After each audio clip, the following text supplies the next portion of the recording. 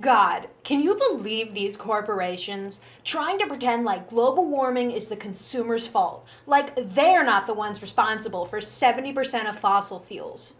Hey, you stupid socialist. The only reason that corporations are able to destroy the environment in the first place is because consumers like you can't stop buying their products.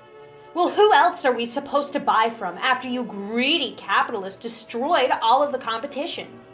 You think this is capitalism's fault? Who do you think is subsidizing mega corporations and working against small businesses to prevent those mega corporations from ever being overthrown via business competition? Your socialist government, that's who. What are you talking about? That's not socialism. That's capitalism. Not only do you hate poor people and the environment, but you don't even know what capitalism is. We're all going to die and it's your fault. You know what, Sonic the Hedgehog 69? I'm gonna do it. I'm gonna leave this YouTube comment reply chain and do something more productive with my life. Good day. Hello, my friends. It appears that the human race has finally gone and done it.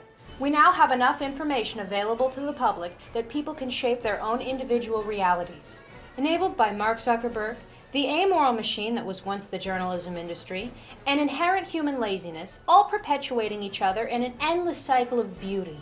There's now so much information that it can be pre-categorized by algorithms to be consumed only to magnify our already biased minds.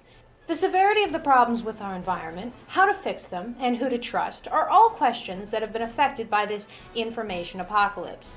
Which is why I believe that before we can even begin to answer the question, how to reduce greenhouse gases, we must first eliminate this from our society.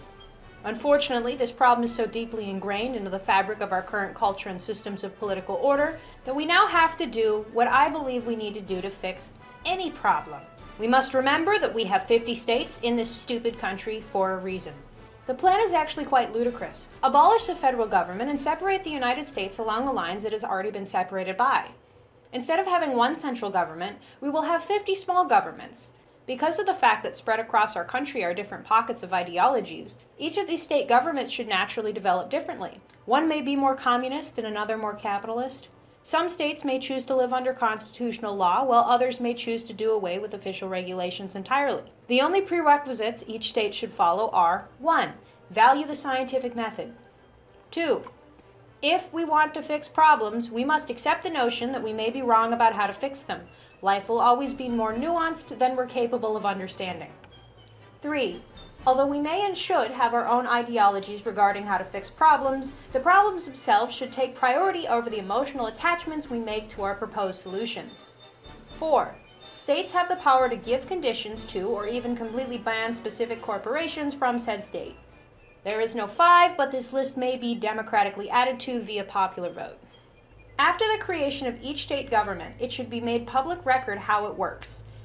And in regards to being green, because enough people across every political group care about clean energy, most of these states should develop a unique system for dealing with greenhouse gases. As time advances, frequent data should be taken from each state by the one and only federal organization, I guess we can have the military or whatever, regarding the happiness of citizens, literacy of citizens, rate of crime, rate of homelessness, etc., and of course, greenhouse gas levels.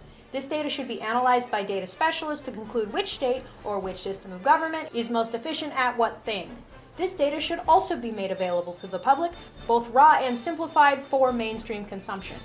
With their respective states, people can democratically elect to make changes or add nuances to their governments. In conclusion, if we simply wish to fix problems of environmental destruction and climate change, we must first find an efficient way to run this